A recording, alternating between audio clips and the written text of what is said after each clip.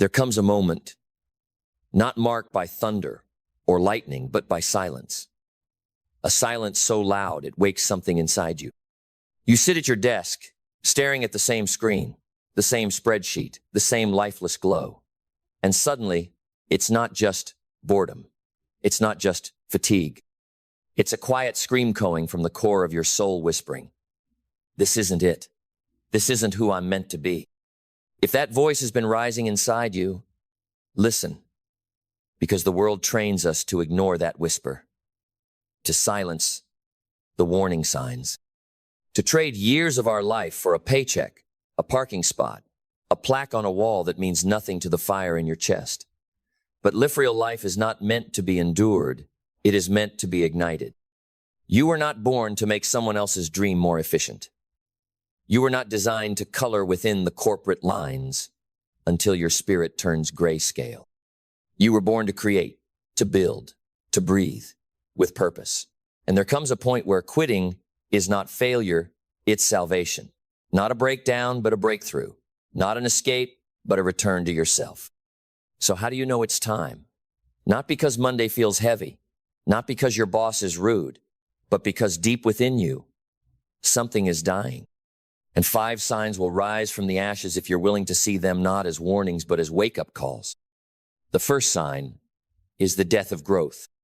You used to wake up with questions, with wonder, with the spark of learning something new. Now you coast. You know the rhythm of your job like the back of your hand. No challenge, no tension, no edge, just endless repetition. And at first, comfort felt good, predictable, safe.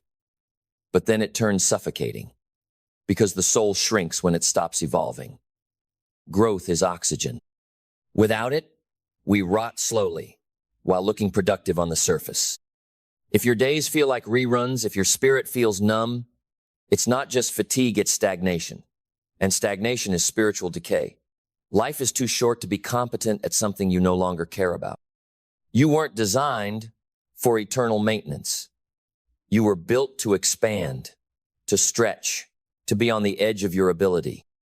If you've stopped learning, you've stopped living. And if your workplace punishes curiosity, silences innovation, and fears your questions, you're in a prison with fluorescent lights. You don't have to die there. The second sign is values dissonance. You know that moment when you feel like a stranger in your own skin? That deep ache when your decisions contradict your principles? That's not imaginary. That's your soul's immune system. That's your body telling you something is off. Something is wrong.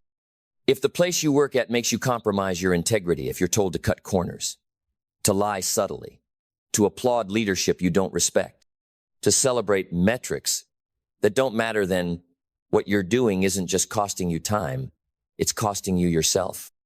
When who you are no longer fits where you are, friction becomes pain. And every day you stay, you teach yourself to betray your own voice. Until one day you can't hear it anymore. Don't let that happen. Don't let success be defined by a salary that erodes your soul. There is no promotion worth your peace. There is no bonus worth your belief.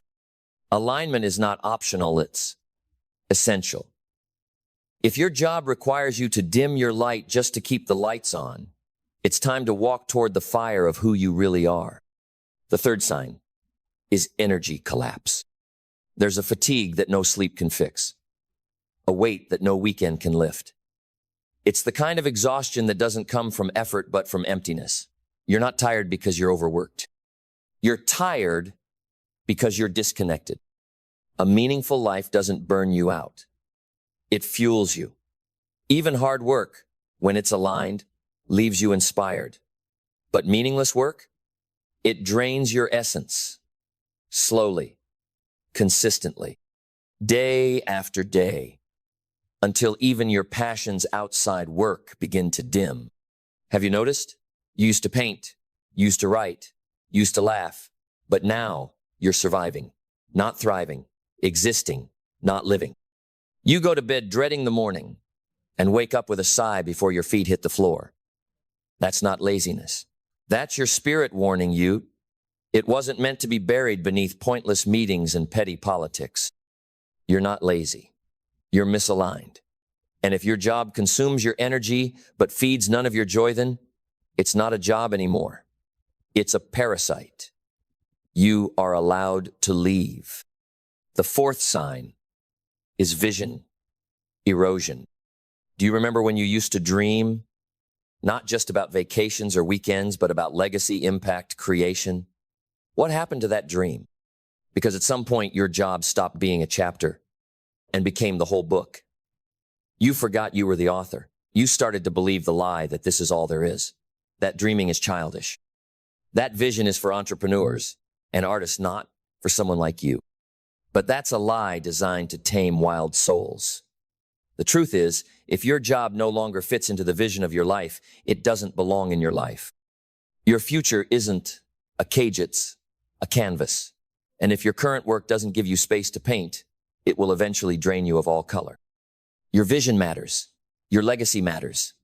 Don't trade eternity for a retirement plan. Don't mortgage your calling for corporate approval. The world needs what you're hiding. And if your job won't make room for your gift, leave and build the room yourself. The fifth and final sign is inner resistance. Not all resistance is fear. Sometimes resistance is wisdom. It's the part of you that knows this isn't it. It's the reason your stomach tightens every Sunday night. The reason your chest aches during every meeting. It's not anxiety, it's awareness. Pay attention to what your body knows before your mind can rationalize it. Your nervous system is screaming the truth, while your logic keeps selling you comfort. But comfort is not worth captivity. If your entire being recoils every time you sit down at your desk, that is not resistance to growth. That is resistance to misalignment. That is resistance to living a lie.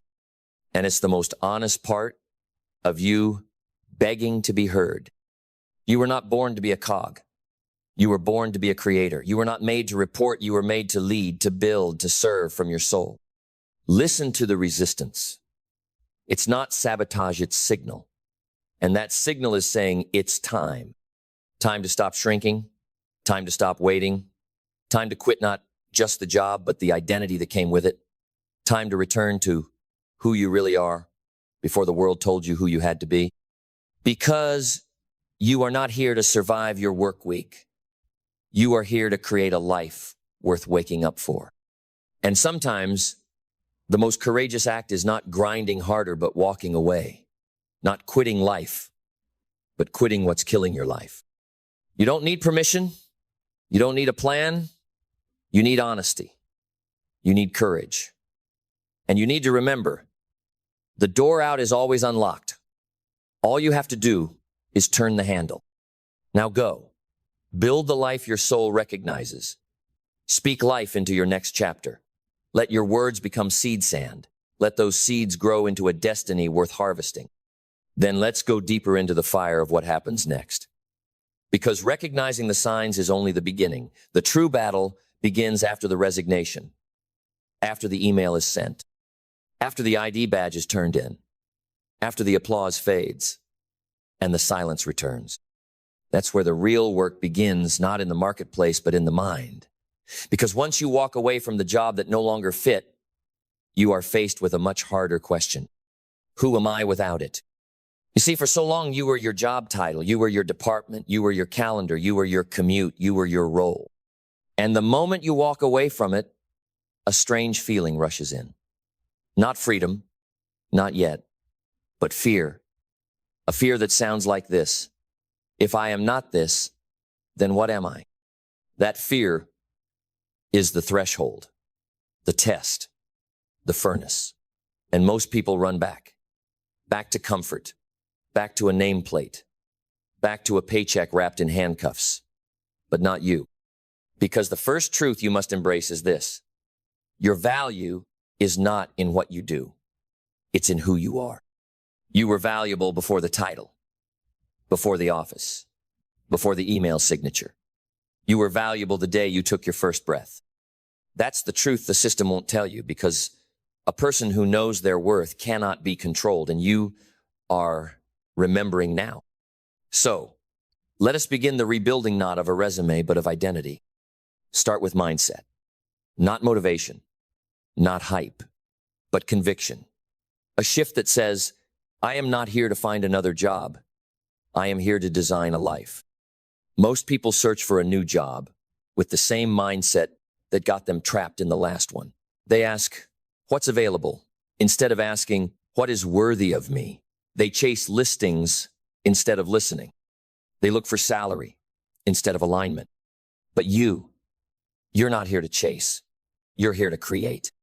Creation starts with clarity, real clarity, ruthless clarity, the kind that demands solitude, not strategy. This is the season where you sit with yourself. No noise, no notifications. Just the raw, uncomfortable confrontation with the question, what do I want my life to feel like? Not look like, feel like.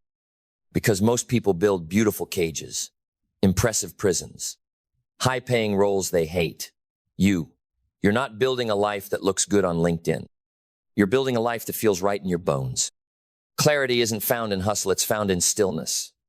And in that stillness, you begin to remember the dream you buried, the skill you dismissed, the fire you smothered. They're still alive, and now they rise. Once clarity comes, vision follows. Not a 5-year plan, but a fire, a glimpse, a direction. You don't need the whole map, you just need the first step. Because life doesn't respond to perfection. It responds to momentum. Vision is not something you find. It's something you build, brick by brick, decision by decision. You don't need a job, you need a mission. And the moment your mission becomes bigger than your fear, you become unstoppable. But even with vision, you'll hit resistance. That's where discipline enters. Not discipline for others, not discipline to look productive, but discipline to honor your own calling. You'll wake up some days with doubt in your chest. You'll hear the whispers, go back, play it safe, apply for something easy. And on those days, discipline is the sword that cuts through fear. You show up, you build, you write, you apply, you create, even when the results haven't arrived yet. Especially then, discipline is love made visible. Love for your future, love for your freedom, love for your purpose. And purpose is not a job. It's not a niche. It's not a role. It's the intersection between what sets you on fire and what serves the world. You want to know if something is your purpose? Ask yourself, does this light me up? And does it lift others? If the answer is yes to both, you're home. But even purpose will test you. You will be misunderstood, criticized, ignored. And that's where resilience becomes your armor. Resilience isn't just the ability to keep going. It's the refusal to go back. It's the decision that no matter how slow the climb, you will not retreat to the comfort that once suffocated you. You've burned the bridge for a reason. Don't rebuild it just because the road gets steep. And on that road, don't forget the secret fuel. Gratitude. Gratitude, not just for the wins, but for the wilderness. Gratitude for the days you wanted to quit but didn't. Gratitude for the lessons hidden in the layoffs. Gratitude for the courage that carried you this far. Because a grateful heart cannot be conquered. It sees every setback as seasoning, every delay as preparation, every detour as divine design. And with that mindset, belief, clarity, vision, purpose, discipline, action, resilience, and gratitude, something happens. You stop waiting for permission. You stop asking for approval. You stop shrinking to fit rooms that were never built for your greatness. You start owning your story. You start building what you wish existed. You start becoming the version of yourself that once felt like a fantasy. This is the power of walking away. Not just from a job, but from a version of yourself that settled. So stand up. Speak life. Say no to what doesn't serve you. Say yes to the unknown. And remember, you were never born to be employed. You were born to be deployed into purpose, into impact, into destiny. Let the world adjust to your fire. Because once you walk away from what you were never meant to be, you make room for who you were always meant to become. Let's begin again, not from fear, but from foundation. Because once you've walked away from the job that no longer holds your truth, the most important thing isn't where you go next. It's who you become next. And that becoming begins with one thing: mindset. Mindset is not a trick, not a gimmick. It is the soil of your destiny. You can plant all the right seed skills, strategies, plans, but if your mindset is poisoned by fear, doubt, or unworthiness, nothing will grow. The world outside you only reflects the world inside you. So the first act of your new life is to break the mental contracts you never agreed to. That old job taught you some lies. Lies like, you're replaceable. Lies like, be realistic. Lies like, you're lucky to be here. And worst of all, this is just how it is. No, that was never the truth. That was a narrative built to keep you compliant, to keep you hungry enough to obey, but not hungry enough to dream. Mindset is not about arrogance. It's about awareness. The awareness that you were never meant to trade your spirit for a salary. The awareness that comfort can become a cage. The awareness that no one will rescue you because you were built to rescue yourself. And so, the first mental shift you must make is this: I do not need to be chosen. I choose myself. No more waiting. No more hoping someone sees your potential. No more performing for praise. You've been seen by the one person who matters most: you. Once that decision is made, belief becomes possible. Belief is not magic. It's not manifesting for the sake of optimism. It is a vow, a commitment, a decision to live as if your future is already real even when your present still looks like ruins. Belief says, I know what I'm building, even when no one claps, even when the numbers lie, even when doubt whispers, I believe. And belief, when practiced, becomes internal architecture. It becomes the scaffolding that holds up your dreams while the world still sleeps on you. But belief without clarity is directionless energy. Clarity is the fire of precision. The decision to stop being vague with your life, to stop saying, I just want something better. No, that's not enough. What does better look like? What does it sound like when you wake up? What does it feel like in your calendar, in your conversations, in your bank account? Clarity is uncomfortable because it forces you to choose. Most people stay stuck not because they lack talent, but because they refuse to decide. They say yes to everything and build nothing, but clarity is ruthless. It says, this is who I am. This is what I do. This is where I'm going. And everything else becomes noise. With clarity comes vision. Not the kind you borrow from others. Not a trend, not a template, but your own inner blueprint pulled from the marrow of your spirit. Vision is personal. It's primal. It doesn't need to be explained to the masses. It needs to be obeyed by you. And your vision will scare you. It should. If it doesn't, it's not vision, it's memory. A recycled version of your past, dressed up as something new. But vision that is real will stretch you. It will haunt you. It will pull at you until you either build it or betray it. And betrayal of your vision is the most silent kind of self-abandonment. So once your vision is clear, you must align with purpose. And here's the truth. Purpose is not one thing. It's not a label. It's not a fixed role. Purpose is the energy that moves through you when you're in integrity with your truth. You know you're in purpose when you feel like you're coming alive. Purpose doesn't always pay immediately, but it always pays eventually, because nothing is more magnetic than a human who is on fire from within. The world doesn't need more efficient employees. It needs more ignited souls.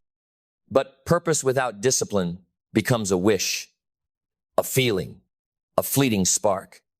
And we are not here to be spark chasers. We are here to be flame bearers. Discipline is what turns potential into reality. It is the unglamorous repetition of honoring your calling, showing up when it's boring, writing when no one reads, building when no one buys, practicing when no one watches. Discipline is devotion in motion. And when you move with discipline, you become a weapon of focused will. You stop asking, am I motivated today? And start declaring, this gets done no matter what. Discipline turns ordinary people into architects of greatness. And when discipline becomes identity, action becomes inevitable. Not busy action, not scattered hustle, but aligned action. The kind of action that cuts through noise, that creates momentum, that rewires your nervous system to expect progress. Because when you act from purpose, you begin to collapse time. What would have taken 5 years under fear takes 1 year under conviction. Action is what turns belief into evidence. It is the only way to prove to yourself, yes, I'm really doing this. And the more you act, the more life starts acting back. Opportunities come not because you waited, but because you moved. You walked, you knocked, you built the door. And when the world sees someone building without applause, it begins to pay attention. But even as you move, never forget gratitude. Not the kind you post, not a morning checklist, but sacred gratitude, reverence, the kind that says, even this moment especially, this moment is holy. Because if you cannot honor the quiet days, you are not ready for the big ones. Gratitude grounds you. It makes success safe. It keeps you humble when things rise and whole when things fall. And life will test all of it. That's why you need adaptability, the art of adjusting without abandoning yourself. Because your vision will evolve. Your methods will fail. Your plans will shift. But you must remain rooted and fluid, unshakable and flexible, like water wrapped in fire. Adaptability isn't weakness, it's wisdom. The oak tree breaks in storms, the reed bends and survives. Be the reed, bend, adapt, persist. And through it all, there is one final weapon, resilience. Resilience is what you earn in the fire. It is the scar that becomes strength, the bruise that becomes blueprint. You don't become resilient by reading about it. You become resilient by surviving what tried to break you and choosing to rise anyway. And when you rise again and again, you become unstoppable. Because the truth is this, you were never meant to find a safe job. You were meant to forge a sacred path. And now you are on it. Let's bring it all home. Because this is not just about quitting a job, this is about awakening a new life. And no awakening is complete without transcendence, rising above everything you thought defined you. You see, once you've survived the fire of quitting, of rebuilding, of transforming something in you shifts forever. You no longer beg the world for belonging. You no longer audition for acceptance. You walk into rooms knowing you bring the value. This is what power feels like. Quiet, rooted, unshakable. Not because you have all the answers, but because you've made peace with the questions. You don't need certainty to move. You don't need guarantees to begin. You trust the deeper thing, the rhythm beneath the chaos, the voice that said, leave. And the one that now says, build. And as you build, you begin to realize success was never a destination. It was a decision. A decision to no longer live on autopilot, to no longer outsource your joy, to no longer wait for permission to rise. Success is not something you chase. It is something you become. It flows to those who are aligned, not anxious, who are bold, not busy, who are awake, not addicted to approval. And that's where legacy enters. Because at some point in this journey, the question shifts. It's no longer, what can I earn? It becomes, what will I leave behind? What will your days add up to? A career of compliance or a life of contribution? Will your grandchildren read your resume or walk in the world you helped shape? Your legacy is built in the invisible hours, the silent mornings, the gritty rebuild, the moments no one sees, but your future feels. And that legacy is not born in a boardroom, it's born in a decision to no longer betray your soul, to no longer shrink for systems that were never made for your genius, to no longer defer your destiny for someone else's deadline, to no longer live by default, but by design. And when you live by design, you speak differently. Because words shape worlds, and your words are seeds. Every word you speak over your life plants a future. Every phrase you repeat becomes a prophecy.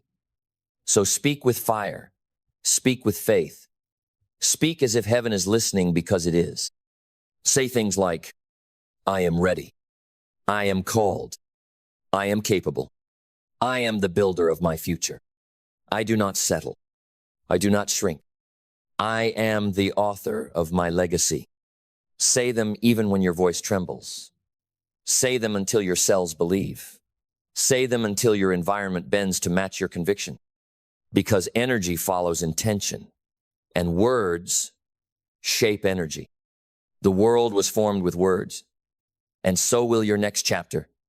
Speak boldly. Speak life. Speak forward. And then act.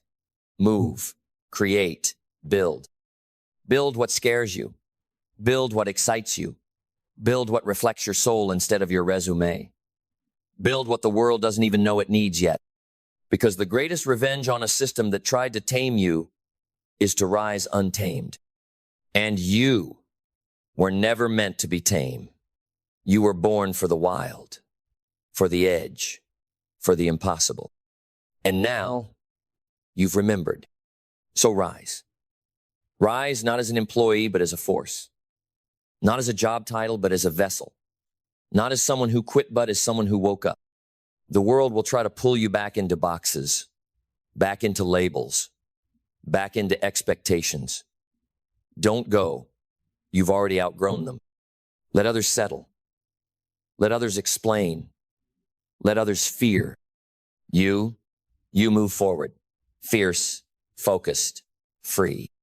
Because once you quit what was killing you, you open the door to what will complete you. So go. Go where the fire leads. Go where your name is whispered by destiny. Go where your soul says yes. Go not to prove, but to express, to expand, to explode into the fullness of your design. Speak life every day, with every breath, into every corner of your future. Because your words are seeds, and your life is the harvest